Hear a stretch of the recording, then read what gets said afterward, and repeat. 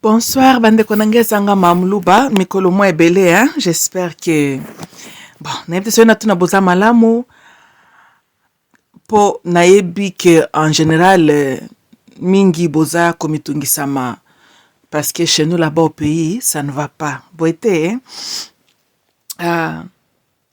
nzoto ya mutu soki parti moko nzoto na yo ezali koka malamu te. Ezate ke nzoto mobimba nde ezoki pasi wana n'est-ce pozo bukani loboko. Est-ce que le kolonde bukani c'est ça loboko? Mais soki mtatuni oboni yo okoloba nini? Ah, ça ne va pas. Pona nini? Parce que loboko est un choc, n'est-ce pas?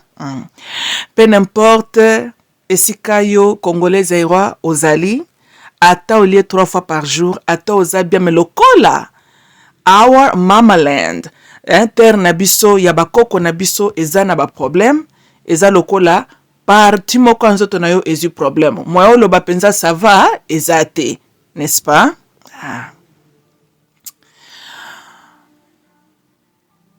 Naebi que dans quelques heures awa oyo pape azokita na Kinshasa, je suis aussi au courant kaka lokola bino nyonso que gouvernement congolais na carte na hypocrisie jouaka atie je pense quoi ba 30 millions de dollars pour na ba préparatif ya pop. Ce qui m'inquiète bande konanga baby naepsaka bino na banza na loba na bino deux choses hein? Le plus grand problème surtout avec nous la race noire n'a pas toujours été que c'était le blanc qui était notre problème, mais le grand problème de la race noire ça a été les nègres de la maison. Ça, c'est aspect moko. Aspect ami balé qui nous a causé du tort jusqu'à présent et ça continue à causer biso tort. C'est difficile de libérer un esclave qui n'est pas conscient qu'il est esclave. Un esclave qui s'est adapté na état newana esclavagisme.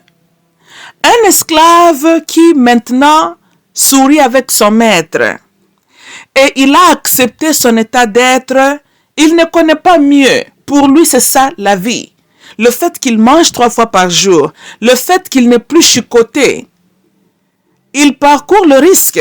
Yako kansake, il est bien, ça va. Il oublie que, officiellement, il est toujours un esclave. Et cet homme-là, c'est très difficile de lui libérer. On peut libérer un esclave qui souffre en dessous du soleil sur le champ et esclavage, mais c'est difficile de libérer l'esclave de la maison. Ou bien, le nègre de la maison. Le nègre de la maison na monde na biso lelo baza banani. Et qui sont ces esclaves-là inconscients? Tobandina nuna nègre de la maison. Le nègre de la maison, je peux alors infer que ezali nos dirigeants, non seulement na Congo, mais presque partout en Afrique. Presque, pas chaque pays africain, mais majorité. Mais le lot de quoi tous le Congo, tout le la Congo. So, les dirigeants de Congo sont un très bon exemple. Yaba nègre de la maison. Un nègre qui est au service de son maître blanc. Un nègre qui a été placé là pour maintenir ses frères et sœurs en ligne. L'esclavagisme. Baki mate, ba échappé. Un nègre qui est lissou ya patronne ya mundele. Le nègre qui accuse ou bien qui rapporte tous les secrets. Oh, bande kone bazali ko comploter na champ, ba luka ba escape, ba échapper, ye musala na ezali ko signaler son maître et ko exécuter l'ordre de son maître. Et souvent cet ordre-là c'est quoi? Garder la paix pour ne pas soucier le maître blanc.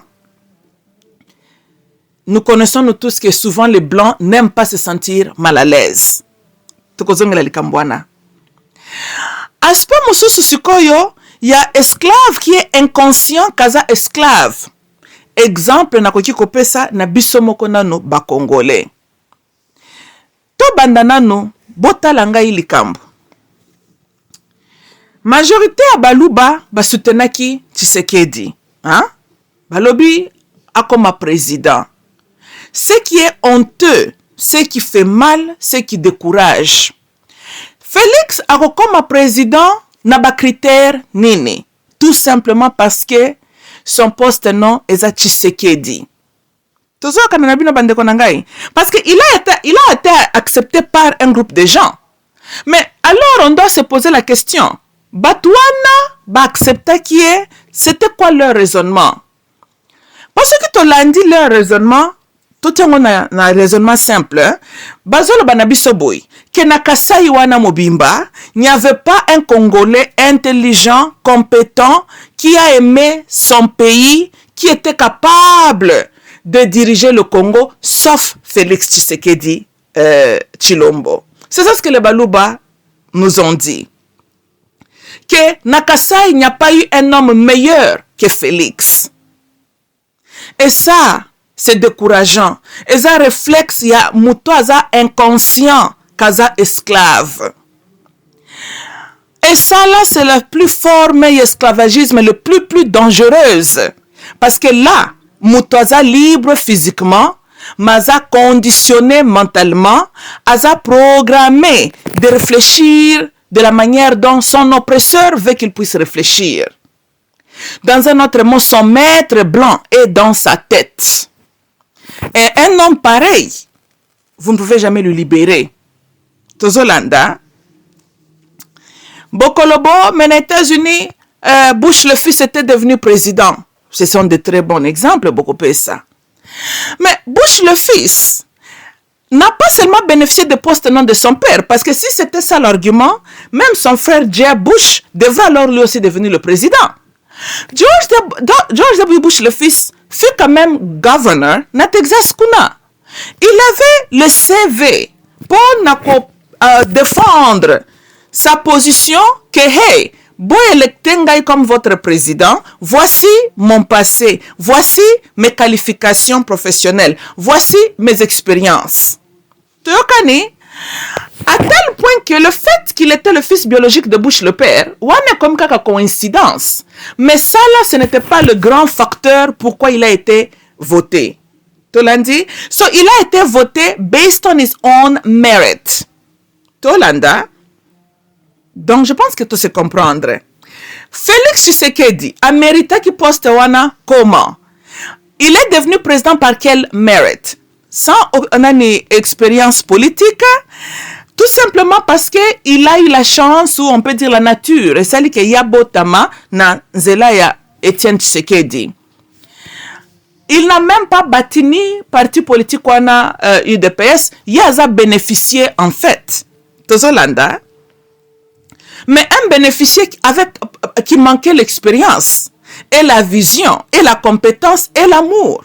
Pour le Congo, il n'a pas d'amour pour le Congo. Tozolanda, ça s'est montré, il a eu 4 ans. Je pense que ceux qui, vous avez confusion dans ma canisnabino, je pense que Tshilombo vous a parlé. Hein? L'homme, a 2 manières de parler. Donc, être humain. Être humain, quand le bandenge bozo kanga ibu nazolo ba verbally. Être humain, le baka pena ba acte azali opposé. Tolandi, hein? Bozana besoin Tshilombo lo belabinote kalinga kabinote. Bino moko boko ko juger na misala na ye, boss mi pesa bino moko ba analyse na ba réponse. Tokani. Na lo belabino ment fa bande konangai que Congo, la place est une place très très bénie. Le bon Dieu, le Créateur, le Dieu de nos ancêtres, a pambolaka espaswana. Il a béni le Congo de tout son cœur. Mais le malheur de Congo, c'est l'homme congolais. Donc la terre congolaise est une terre bénie, mais cette terre-là a eu la malchance d'être occupée par l'homme que nous appelons l'homme congolais. L'homme congolais est le malheur du Congo. Ça, Toza Bandeko, on doit se dire la vérité. Teokani, hein? Toyokiawa, hier, Tshilombo, qui porte notre sang en lui, akekuna na ba forum nae pona kokende koloba ndenge na agriculture na vision nae ba kosala s'occuper mapa basé na manioc. Nebite na ba science nini yake ndeko tanga peut-être quand sa femme était femme de aide-soignante na moi 4 semaines na ya formation zoki balakisaka yekuna ko kosala lipa na manioc. nazoyeba te na configuration nini ya chimie nayebi te, me bino bato botangi bokoki koyebisa biso science ya sika Tshilombo ayeli biso biso mpe to comprendre. Un homme oyo aye asala ata boulangerie ya sika te, mais souci na ye ezali na bakende kosala lipa ya manioc. Dans un pays là où nous avons la grande fleuve Zaïre, qui est là, fleuve Zaïre Congo, mais na Kinshasa, il y a des quartiers qui manquent de l'électricité, n'est-ce pas? Tous l'électricité venant de l'eau, n'est-ce pas? Est-ce que le Congo manque l'eau? Est-ce que réellement le Congo là peut être dans l'obscurité? Pourquoi Congo manque d'électricité? Parce que le Congo n'a pas les dirigeants compétents. Congo n'a pas les dirigeants qui aiment leur pays. Tozolanda. So, nalanda ke mission moko sœur moko azolobo, l'amour n'est pas assez pour développer le Congo. Personne dit que pour développer le Congo, il faut seulement l'amour. Si c'est ça le cas, chaque Congolais peut se réveiller le matin le belingaka Congo. Ici, tu dois avoir l'amour, oui, et aussi la compétence. Parce que quelqu'un peut avoir une intelligence de faire quelque chose, mais il manque la volonté de le faire. So, nous avons besoin de toutes les deux. La volonté et la compétence aussi. Tozolanda. Enso, Tozana rivière Congo. Je pense que c'est la deuxième après Amazon. Pobo mona le scandale Namboka wana. Mais le citoyen congolais manque de l'électricité. Ce qui ata snel balinga kakokende ko luka électricité na mai kunate. Mais nabanza moi epelaka na Kinshasa na lokola ya koloka. Pona yoka kasoko bengi fami kuna bazeka ka moye pelaki wa marieta moyi no tokoki kozwa énergie venant du soleil te, toko kozwa électricité venant du soleil te, mais to se po bino bokata ki banzete parce que je pense que bo se pelaki bobela ba cancer de peau bo kamilungi, n'est-ce pas? Bon bokati banzete donc bo ça pour un accès facile boete je ko bokata ki banzete ngo pona nini Bobo kati banzete na ville ya Kinshasa, mais bo fanja na bolo bakandenge bozalaka na courante. Mais bo se lamanta kandenge moye eza makasi eza kotumba ba poso na bino. Tozolanda, de place na lobike, des fois c'est décourageant kolobe la Congo. C'est vraiment décourageant. Bandeko nanga iboza bandeko nanga, je vous aime beaucoup. C'est l'amour qui me fait na lobata boy. Ceux qui nazalaki na makila na binote, j'allais même dire na batupe mususu, tokeka ko morceler mboka wana. Parce qu'une chose est vraie, to mérita kamboka wana te. Mais, ndenge balobaka ndeko no azaka ndeko na yo. Ata makila mino to bwa kindambo komela kaka. Boza bao yangai. Tozolanda. Mais je dois aussi dire, vous vous comportez comme un peuple maudit. Tozoka na bino. Na wakende na bino gauche droite te. Na pesi bino exemple. Comment on peut expliquer que toza na kabambi ya mai ezoko tula? Fleuve Congo soki elobaka nde tango ekendeka kokendo kota kuna na Océan Atlantique na banze pesaka ba rapport tous les jours ya lamentation. Bon bokanisi rapport à la lamentation de la canine. Soko Océan koko tuna Fleuve Congo, comment était ta journée? Fleuve Zaïre koloba comme d'habitude. Je ne fais que couler. Mais le lot on t'a pas exploité. A koloba te kaka bangando nde bazalaka wana kaka nde bango bazalaki. Ba muta ayaki atakotala a koloba te. Fleuve na biso Zaïre bande konanga. Et comment lokola mwasi à 64 ans à kota ménopause azalaka vierge. Tokani na bino parce que cause on a deux problèmes. Yo nzamba tieyo matrice, ovium, fallopian tube, tout là, n'est-ce pas? Pour ça la nine. Pour qu'on produire, qu'on reproduire na mokili aussi, n'est-ce pas? Bon, yo na mokili bato botami ba exploiter yote. Parce que pour na produit, tu dois être exploité. Bon, on t'a pas exploité et tu n'as pas produit. Dans 64 ans, ménopause ya kate, ménopause ye. Si ko yo na mokili abatu, utilité no ezala kinini. Oya ki osala tournage, n'est-ce pas? Yo multiplié au produit de l'autre côté, on t'a pas exploité. Yo bénéficié la race humaine en quoi? Na l'autre côté. Tokani, c'est la même chose. Rivière na biso soki totali yango bien ezalaka lokola ezaka vierge ndenge ezalaka wana. Soki rivière ekotaka ménopause ya biso rivière engaka ezalaka kaka lokola mwasi 64 ans.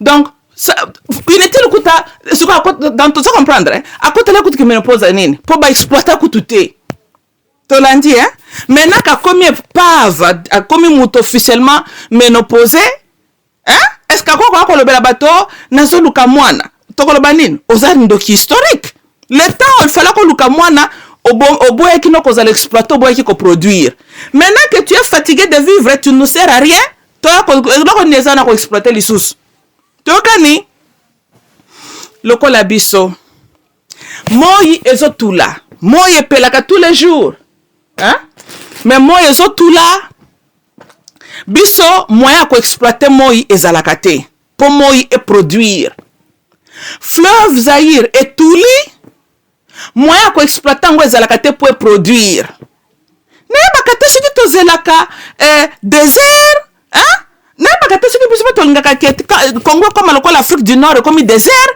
pour finalement tu as la discours à hypocrisie comment maintenant on peut causer le courant on n'a pas l'eau tout ça landa kaka lokolo na bilo moins 64 ans azoko ta ménopause azalaka vierge même kufela na ye elle est inutile tout ça landa mais une femme de 64 ans qui meurt vierge tu as na bino wana matanga bato bakolela mingi te za matanga opesa bato kanda tokani lokola fleuve Congo kaka bangando nde banajaka kuna tolandi lokola biso boyebi ke toza pe libabe ya ba scholars hein oui congolais soka atangi classe mingi atangi po aloba nde ba français ebele n'est-ce pas po ayela biso ba discours boyete yo soka congolais atangi ba classe ayeli biso ba formule ya mathématique yo monaka congolais atangaka ba classe akende koyeba ba chimie na ba science physique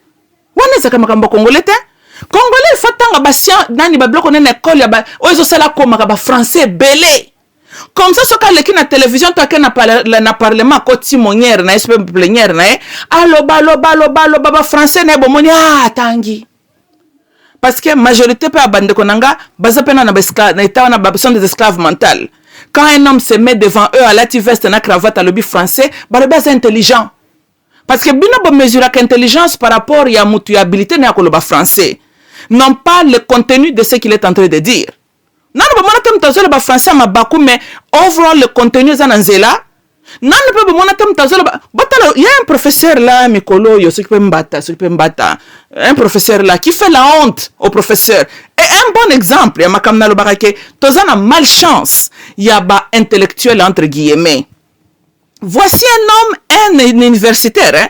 Lui aussi le professeur yoka raisonnement naie que Chilombo sali ba exploit ba voter le sous Chilombo parce que pop azoya really est-ce que nous pouvons espérer que Congo se développe lobby na ba individu aboyé hein mais ce genre de messieurs ça ce sont les crânes qui nous gardent en état et oppression ce genre de crânes tokani ça ce sont les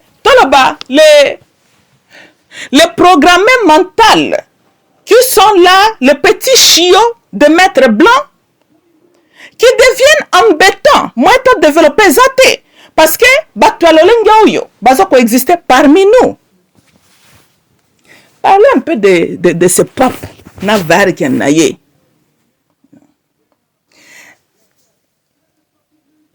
Vatican a joué un rôle monene pendant la période de colonisation. Cet rôle-là est en faveur de bakoko na bisoté. Et voici aujourd'hui un Congolais de père et de mère qui se dit un homme intellectuel pour naïe le grand exploit parce que pape azali koya na Congo.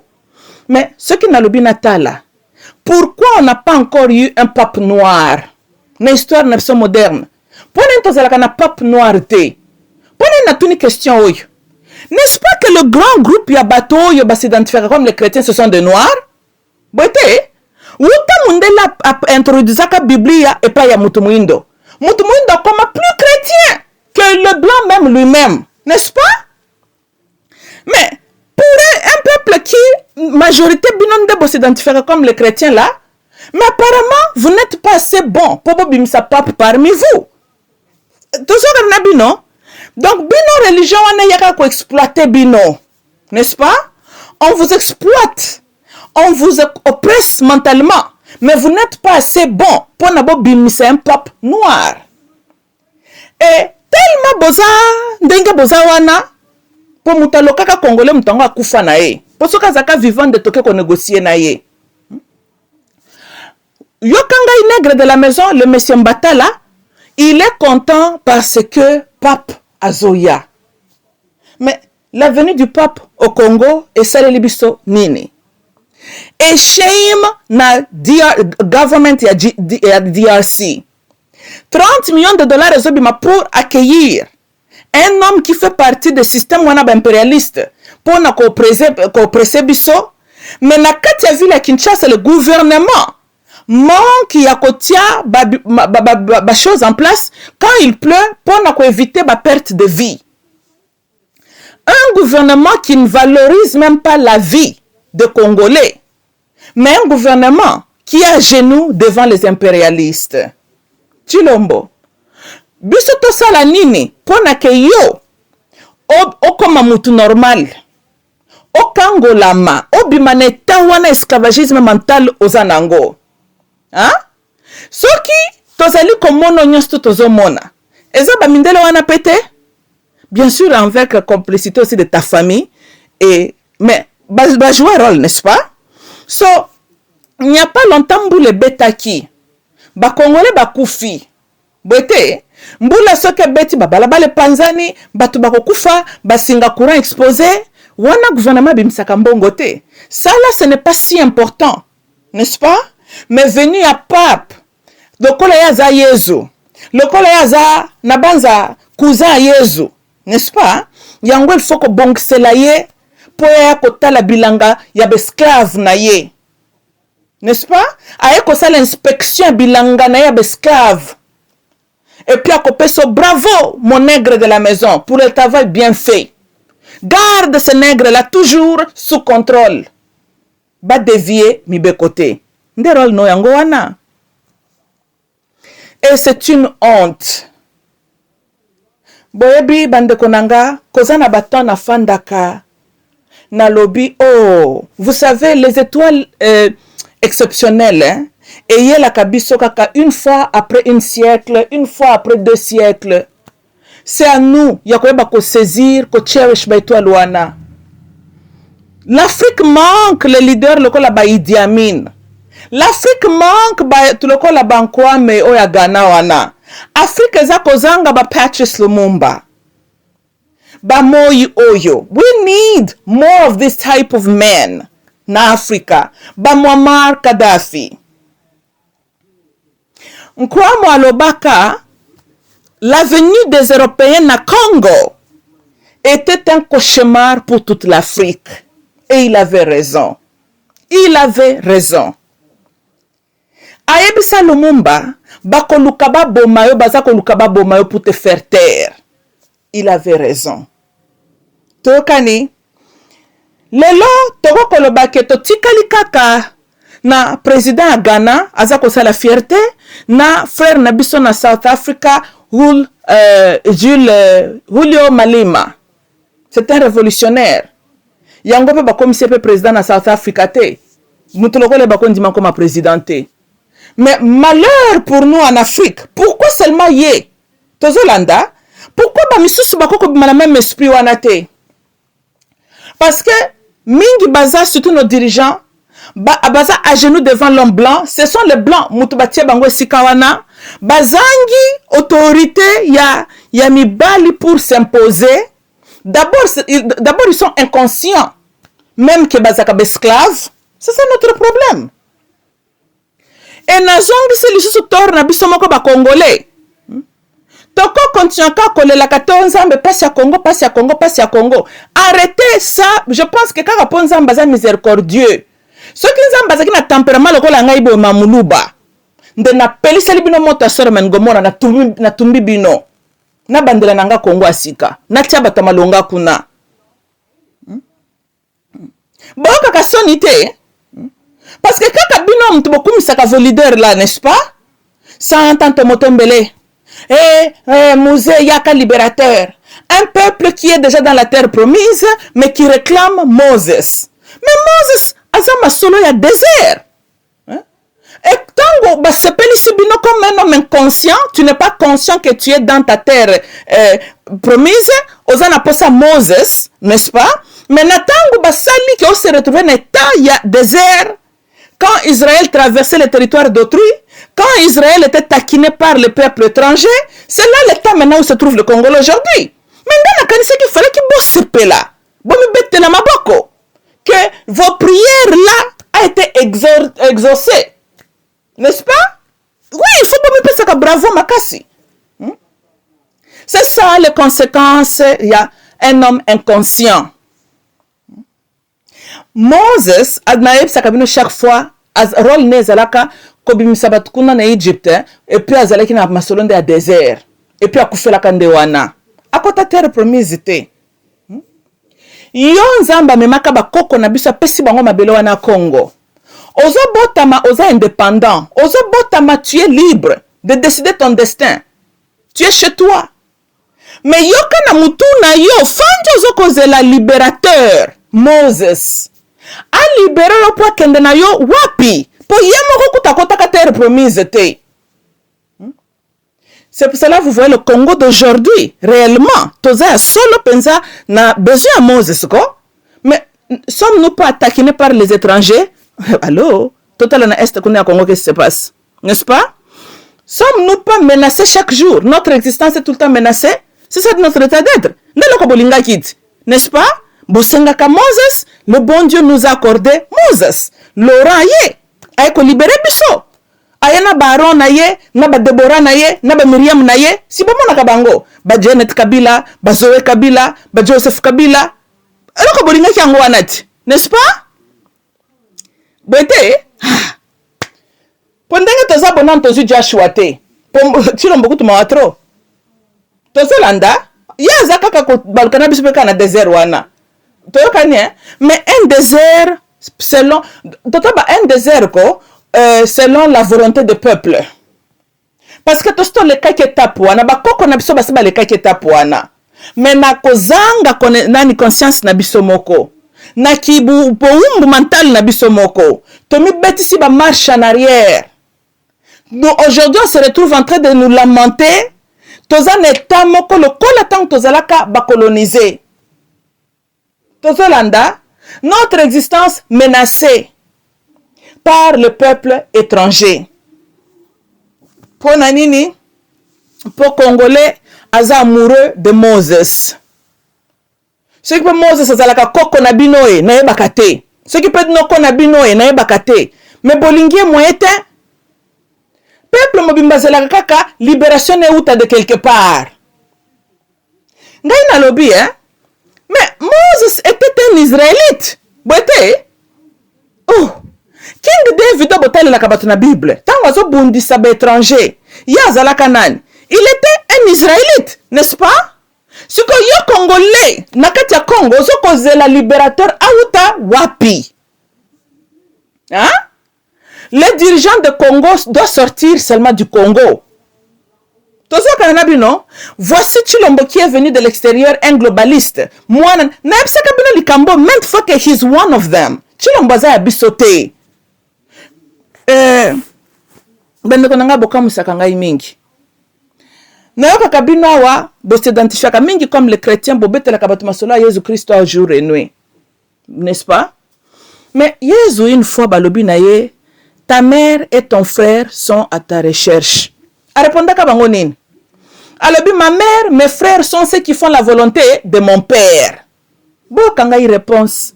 Boite, dans un autre mot, nano bomonate mutu bobimine libumi moko maza enemi na yo. Nano monate ke kuuza na yo alingaka yo te. Nano monate papa être jaloux de son propre enfant. Nano monate mama na mwana courant na mai. Nano bomonate mupaya alingi yo koleka ndeko na yo moko. Nano monate camarade alingi yo sincèrement koleka ndeko bobimane na libumu moko. Ha? Sikoyo, nani azande kona yo? Vous voyez? Ça prend un esprit évolué pour nous comprendre que ndeko na yo azali muto oyo aza na intérêt na yo na mutema na ye. C'est ça ndeko na yo. Pas nécessairement po bobotami na makila moko. Tokani na banza na beta kabino mutu moko alobaka ton ami t'aide à déménager, ta famille t'accompagne à ton dernier demeure. Tokani bino? Oui, réfléchissez un peu. Soki masolone comme makamba nécropole. Banani baka ko signer mikanda ba sala makamtu. C'est ta famille, n'est-ce pas? Ah, ok. Kuna nécropole, bosi boka mtaseki kuna zongi les sous à la vie, c'est ok.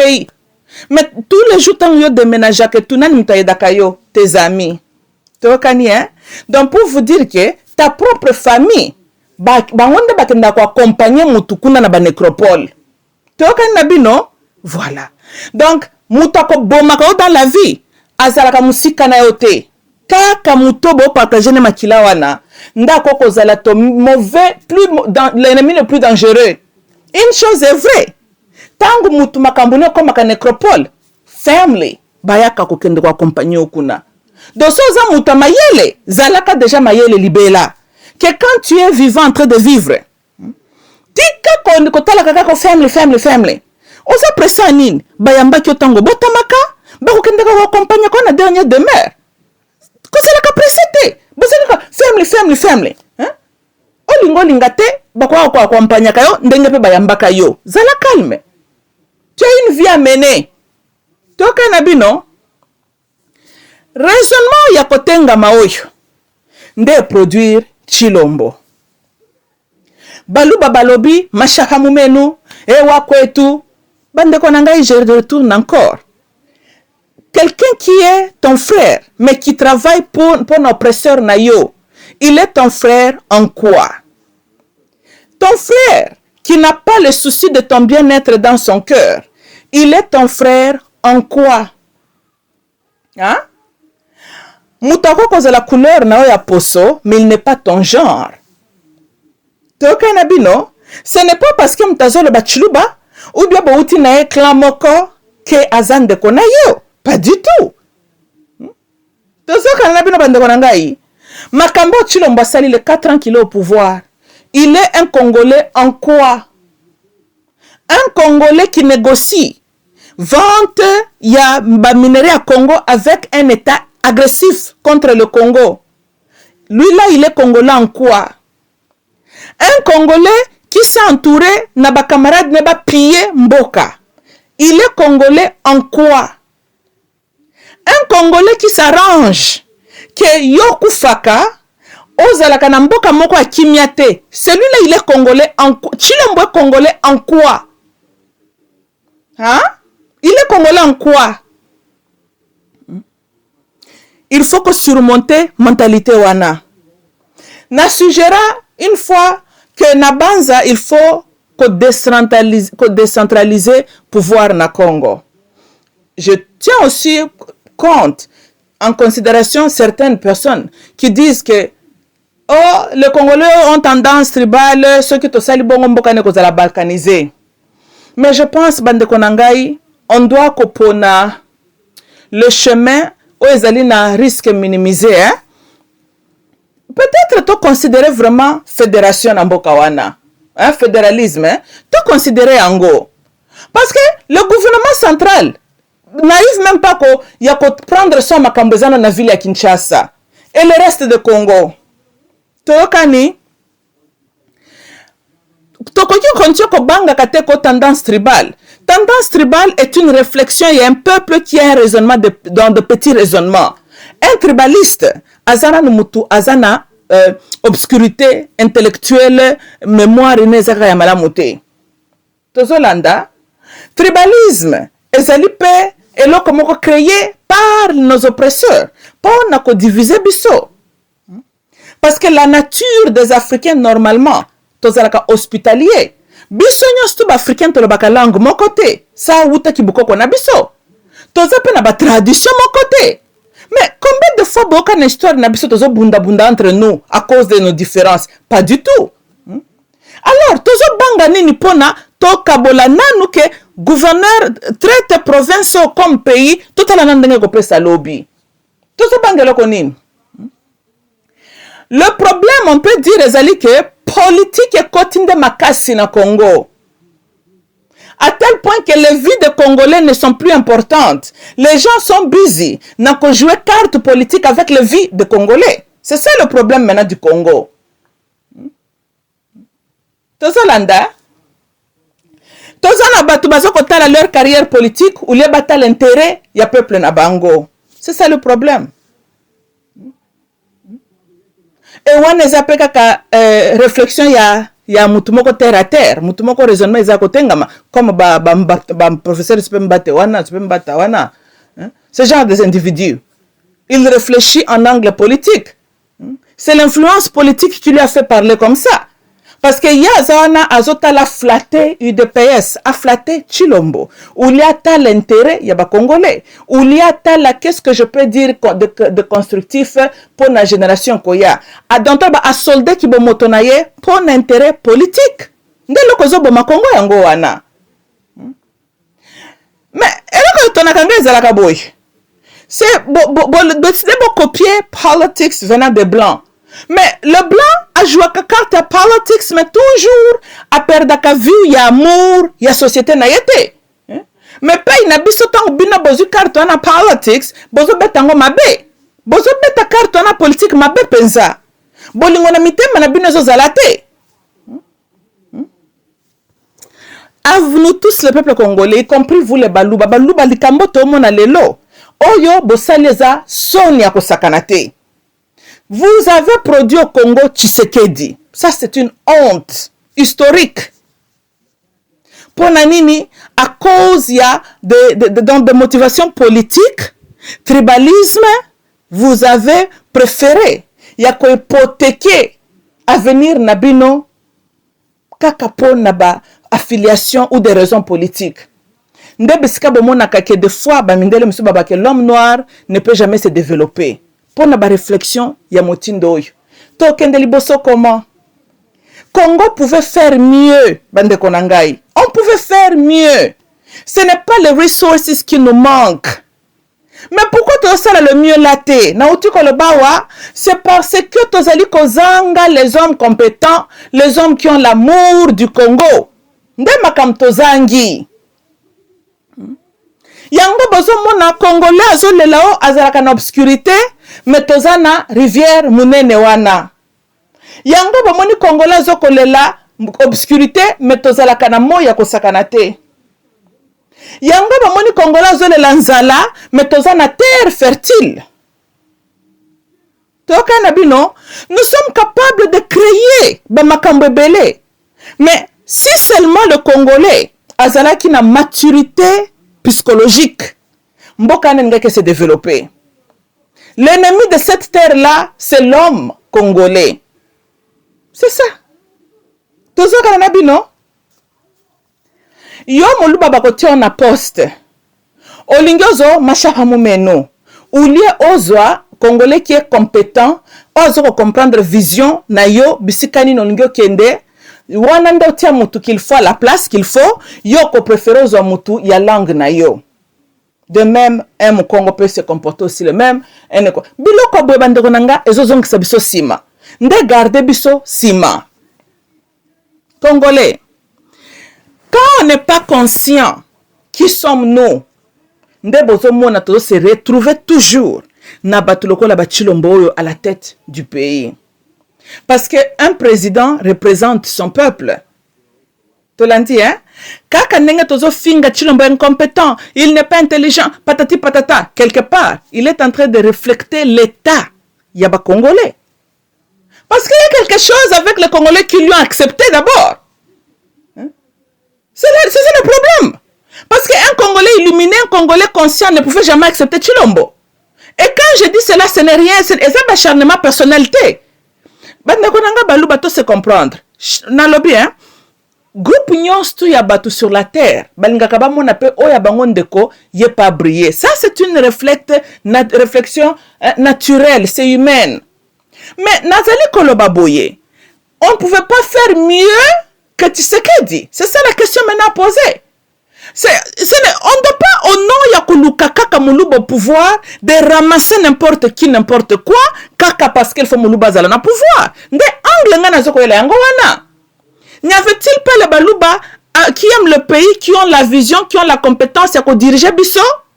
Avoir muluba à la tête n'est pas le problème. Mais tous on a besoin de muluba o aza conscient azo salanini pona mboka na ye. Et o bino botelemeli na mutu lokola Tshisekedi. Ils ont représenté ma baie sur vous. Ils ont l'excès niveau na bino bas. Ils allaient souligner bien qu'on illuminer ce problème de tribalisme dont on vous accuse jour et nuit. C'est le tribalisme qui a influencé votre support à Tshisekedi. Parce que raison nini logique au bino bo soutena qui est. Raison nini. À part tendance tribale. Pour ceux qui ont la compétence, basée sur quoi? Basée sur quoi? Hein? Hello?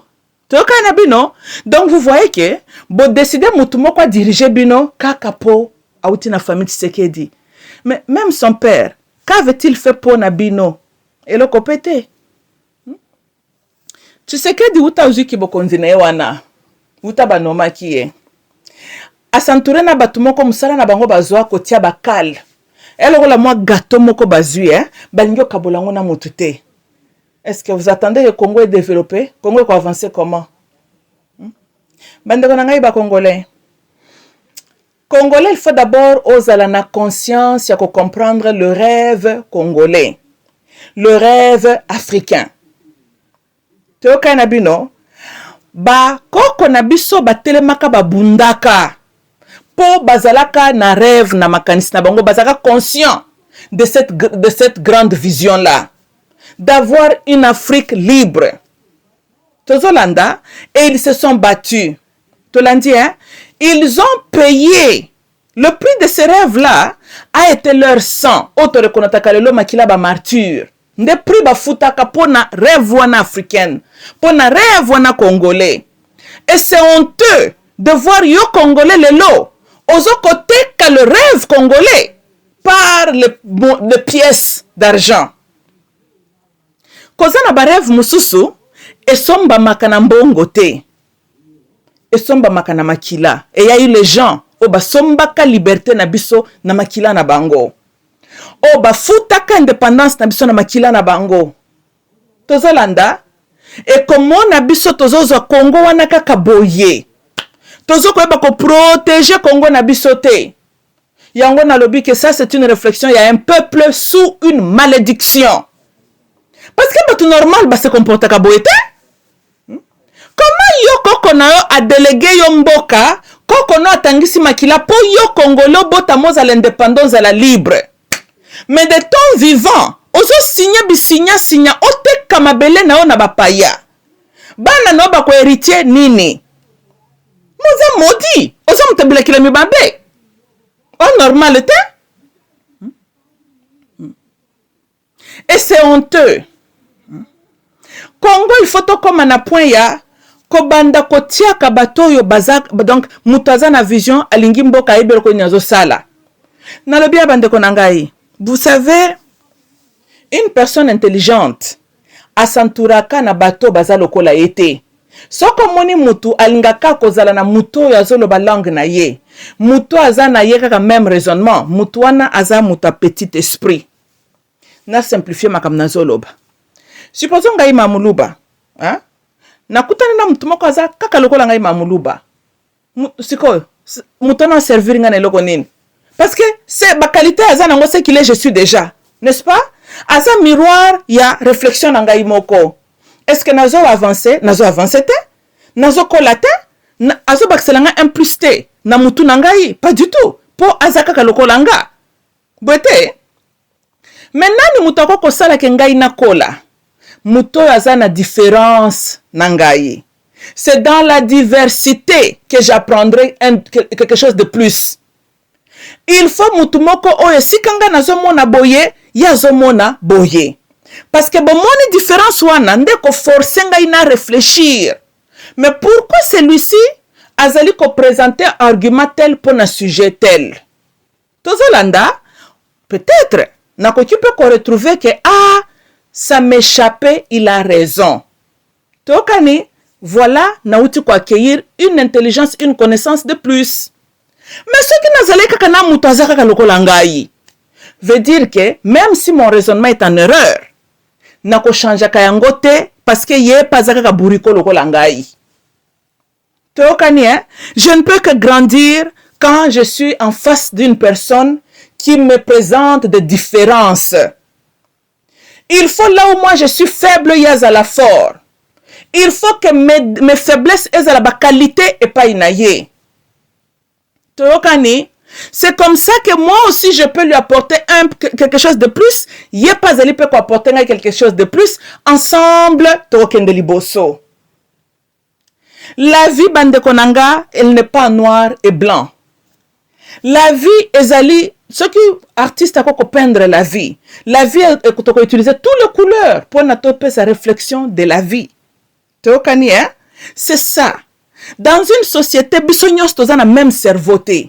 Tolandi, mais c'est le différent cerveau là qui fait qu'un peuple va avancer. Bachina batongi ba pont moko ya kitoko compliqué. Vous savez pourquoi? Parce que et si qu'un ingénieur mususu azaki na vision moko boye, ingénieur mususu ya bakisi pe vision. Mususu ozal mais pourquoi tu tonga pont et katsamai? Peut-être mususu na bande ko raisonner kaka sorte de mouton en pleine ville s'occuper ya Beijing. Oh kuna bio, mo tokoki ko tonga pont et katsamai. C'est vrai. En bon, tout d'un coup ingénieur mususu pe ba fandi babi. Tu sais quoi? Ça, c'est une possibilité. Tokani, batongi yango te, batongi yango. Tolandi, hein? Batonga ka Tour de Eiffel kuna na Paris. Sûrement avant Tour de Eiffel et Tongama, leurs ingénieurs peut-être bazalaka pekaka na niveau moko boy. Mais quelqu'un d'autre est venu avec une vision, un rêve. Tokani, et on ne lui a pas empêché avec son rêve-là. Et ils ont construit Tour de Eiffel, c'est pas Eiffel Tower kuna. Tokani, c'est comme ça que peuple bakendaka liboso. Yonanga toko kozalaka ka même chose te.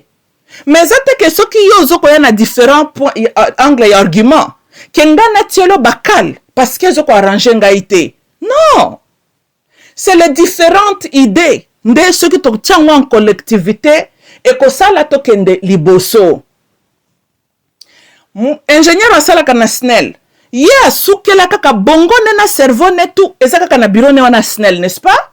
Mais mutu musoko ya lobi tokoki ko exploiter fleuve te. To moni. Mutu musoko ya lobi mais dernièrement wa carburant ezalaki te batu silika kyo carburant zate. Hein? Mais toko sala mitukate zoko dépendre na carburant te. On peut le faire. Tozoka, c'est comme ça qu'un peuple avance.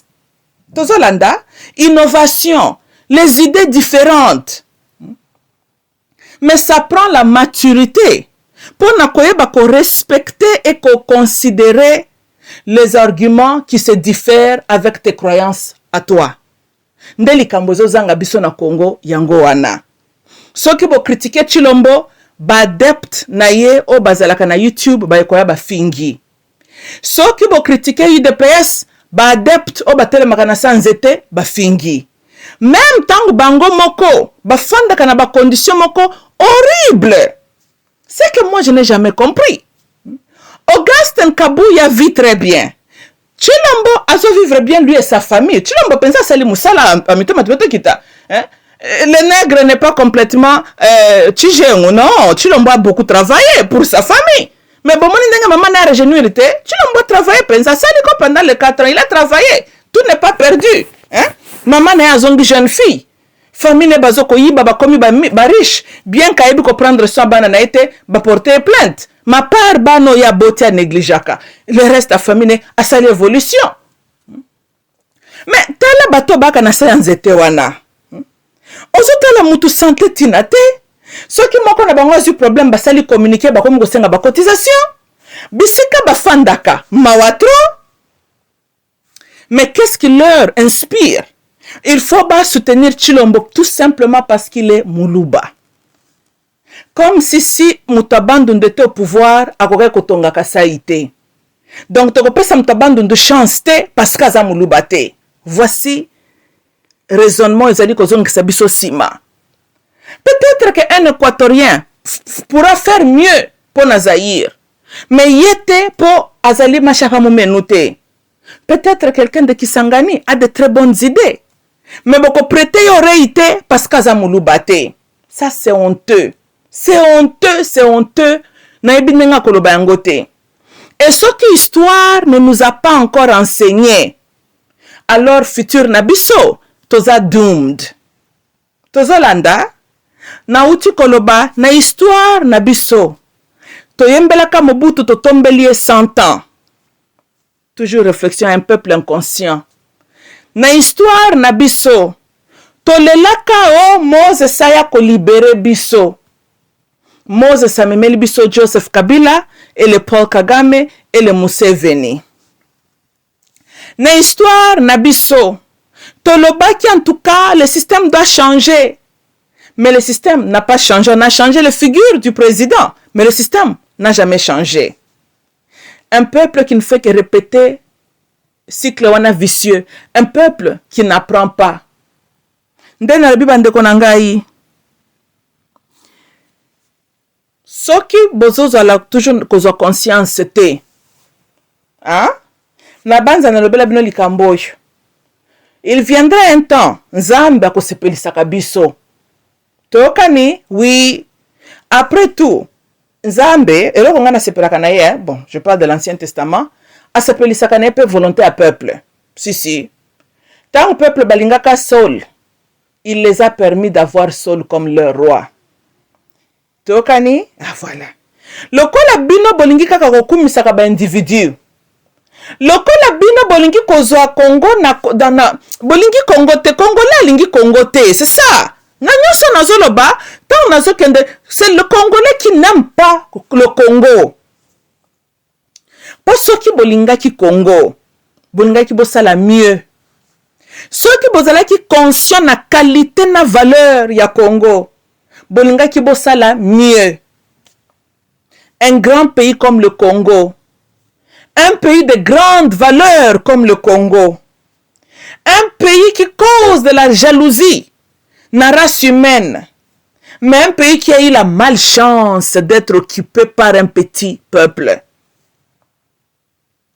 Tozolanda, Chinois atongi Chinois, ami atongi Chine, Japonais atongi Japon, biso na Congo, tozelaka Yezu aya kotongela biso Congo. Pop, o ban centre ne bailaka biso masolo a Yezu, bango kuna batonga Italie na bango moko. Yezu atongaka Italie te. Mais bango kuna église catholique nde baela biso masolo a Yezu, n'est-ce pas? Mais bango batongi Vatican, batongi Italie na bango moko. Yezu kendo tongela bango mboka te. Mais biso to yambi Yezu ango, je ne comprends pas. Des fois je me dis, hein, boye bini bande konanga, supposons que cette histoire de Jésus là est vraie. Je peux comprendre pourquoi Yezu azonga kate. Parce que ngai pe na fanda na Seigneur Jésus. Ce qui a solo ndenge balobaka na biso yo yaka na mokili oyo. Mais tu traînes. Parce que ngai batangi singa kaka na école. Que Congo ezalaka na ba coltan, na ba diamond, na ba na magnesium, ba malachite, ba ruby, na ba annex kuna. Ndenge na zabo me 44 ans dessus du soleil. Na tikali komone bloko na misu na ngai te. Totanya kaka na école. Ndenge nazomona, on dirait de mon vivante. Na komona kananga richesse yango ezalaka na ressources naturelles na bisote. Bete, yaka noki, o bandelaka mokili yango établir Nouvelle Jérusalem no pona vi oyo. Na yoki kaka ketozaka na bo kapi, na tikali komono kapite. On dirait sika okapi ezaka nde sika kuna ba M23 bazoko beta ba bomba ko sakana te. Donc moyena koma kuna ezate. Ba coltan kuna soki pe ba cuivre Moses Katumbi alegisaka ngoso pe na nzela nini ngai na somona yango te. Na lobi na Yesu papa sala noki zonga na yo kaka établir kaka mokili ya sika po ya mbaloyo. Yangeza kaka ndenge na tanga kango kuna na Britannica na ba website ba Banque Mondiale soki pe ba organisme mondiale na bloko totanga na école. Ngai moko bona bénéficier nango. Eloko te. J'ai eu la chance que je suis une américaine. Mais ce côté na botama américaine, de bon on est comme un millionnaire. Hein? Bill Gates est un américain. Mais c'est le Congo qui lui a rendu milliardaire. Hein? Microsoft existaka mpona ni mpona bakolta wana ya Congo ti bete Congo ezo forme ba millionnaire na ba milliardaire na mokili. Congo ezo sala batu mususu. Mais ngai moko congolaise, qu'est-ce que moi j'ai? Oh, certificat de naissance. Ndelo ko ngai na héritier. Ndena bisi yesu na lobitala. Papier oyo, ce n'est que ça, hein? Sala no kaka yaka bandela kaka mokili. Mais si manango ne ko réfléchir, hein? Ne ko mona na bino no. Yesu azo mela yaka te pona nini? Faut kaka na biso ba congolais, surtout les congolais chrétiens. Parce que Jésus, il fallait qu'il y ait pas la Armageddon contre Satan, n'est-ce pas? Et puis à juger Mokilinaye, à établir terre Yassika qui mise à la finalement. Mais les chrétiens congolais, bango moko babanjo c'est l'Armageddon. Ba kota guerre contre le Satan, ba bundisaka Satan tous les jours. Yesu ko yandengene parce que bitumba na ba congolais déjà basi bazo bitumba Yesu, hein? Ba congolais ba lobi po biso to la libre, o Yesu abundaka bitumba na biso kuna na Golgotha. Mais bitumba suko ya Yesu. Bino ba congolais bozongo pona nini? Bozo zongo bozo retarder Yesu zonga te. Siko Yesu zonga kate biso pe richesse a Congo to bénéficier na ngote. Hein? Botika Yesu zonga na ye to bendela mokili ya sika parce que na tout na ebite, hein? Na ebite. Na tout yoko mawatro totanga kango kaka na ba école. Toyoka kango kaka na ba YouTube. Yesu zonga na kaka nzamba sala kaka formule ndenga sala kaka ba inondation na ye abandela kaka. Parce que na tour yo na moni na nga richesse yango yoko sala bisote. To zela kaka tour mususu. Alors botika bitumba na bino bobundaka nango contre le Satan. Parce que bozo so bitumba bata Yesu bo komisa ngo bitumba na bino, Yesu moya ezate. Soit botiki Satan tranquille, comme ça Yesu se précipiter que de bunda na kuna na Moyen-Orient, biso to tongo biso Congo to enjoy pena no richesse na biso. Comment beaucoup zela na 24 heures sur 7 to lié Satan, to li boblingi ko bunda na Satan tout le temps. Yesu siko akoza la presser comment ya pour ko bunda na nani?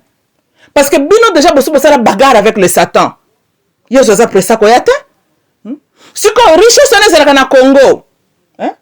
En attendant que bino bozo lié Satan, banguna bazo ya bazo ko yiba, bango ba s'enrichir, les étrangers bayaka ba s'enrichir, ba comme ba millionnaire, bangindi, biso moko ba congolais na ba congolaise ba zairoise, hein? To fandi to tanga kango kaka na ba YouTube. Bon mitema be vous le chrétien. Boza mitema mabe. Boza penza mitema ya mabe.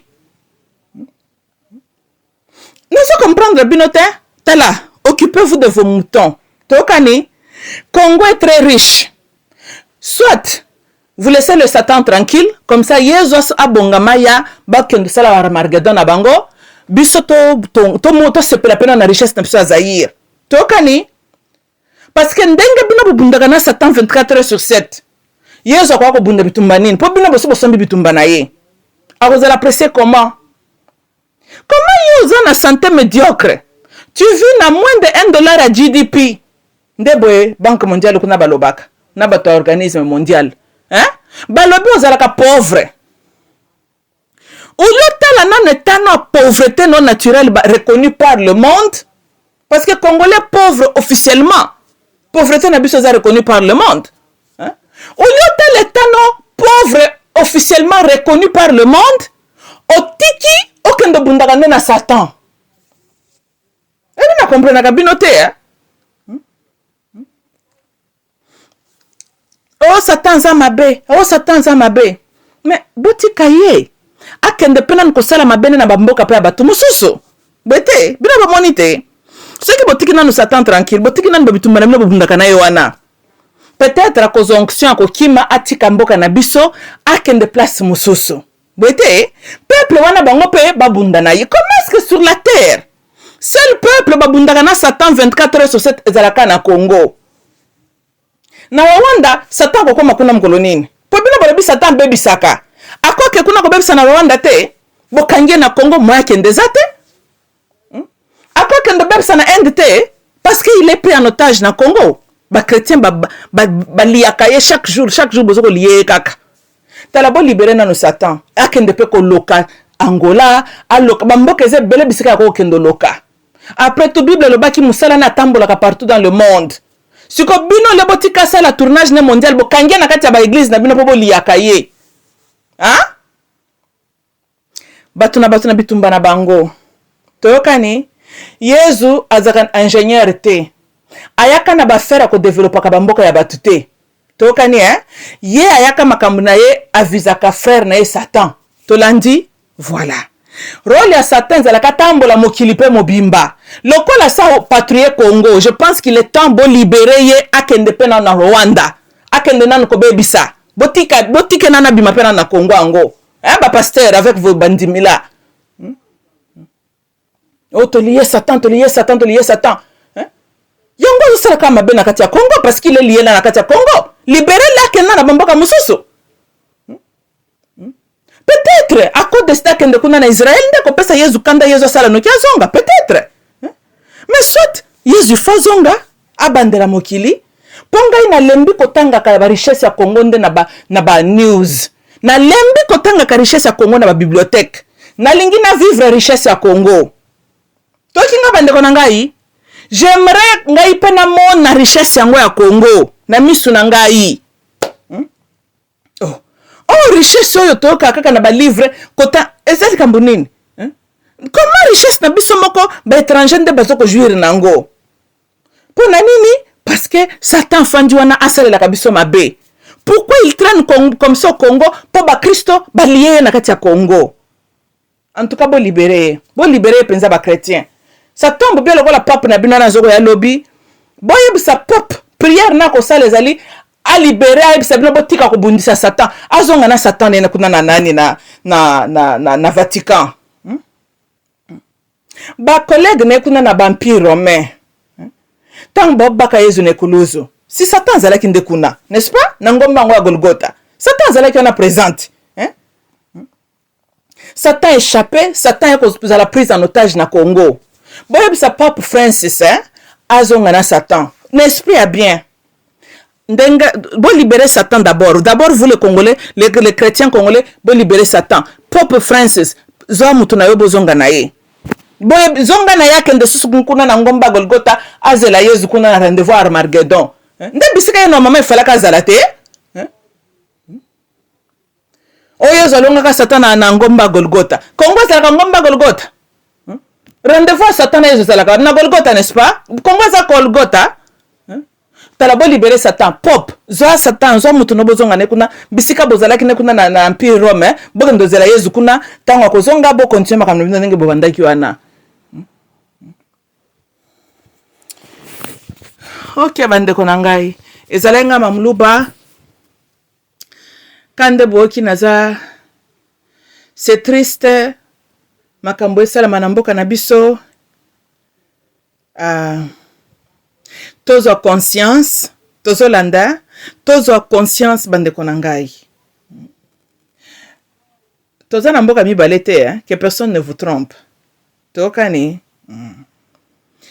tangu le bon Dieu apamboli yo na eloko kozongo for granted te tokani batela kadonzamba pesi yo multiplier yango tika kokunda yango na mabele tokani mukolo ezali muyibi nzamba ko permettre muyibi ya kotokango tozolanda ndebo moni nous sommes riches mais biomoko congolais officiellement pauvres les étrangers s'enrichissent na richesse ya Congo mais yo congolais officiellement reconnu comme un peuple pauvre pona nini kozanga conscience indien zo comme millionnaire mais yo congolais pauvre mais yo kolo richesse wana manque ya conscience tolandi ulia ko pasaka temps ya ko nabite s'occuper place ni bolia Satan na église nini aseka c'est dans quelle église sika boykendo liele afanda ka dans quelle église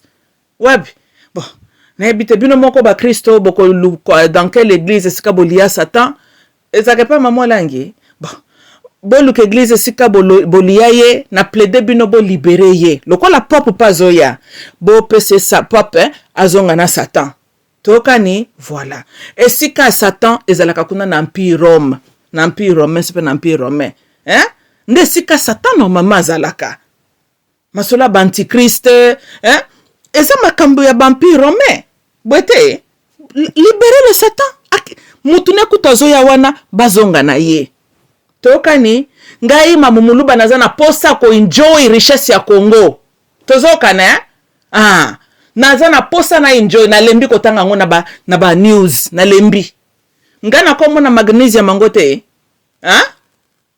nyamo kapi toko monete toko ke kuna na ngomba Kilimanjaro pete to kende tourisme ngapela kende ko mona ba neige ya ngomba Kilimanjaro toko mona ngote kuna nyoso ba terroristo ya ba M23 nde bazali en tout cas bozala na bolingo. Oui, j'aimerais visiter Mont Kilimanjaro. Nalingi na mona ba cuivre na ba cobalt bloko to na ngai pe nalingi na mona ngona misu na ngai. Tolanda na lembi ko tanga yango na ba livre. Tokani voilà. Okay bande ko nangeza lenga mamuluba. I love you all. Bye bye.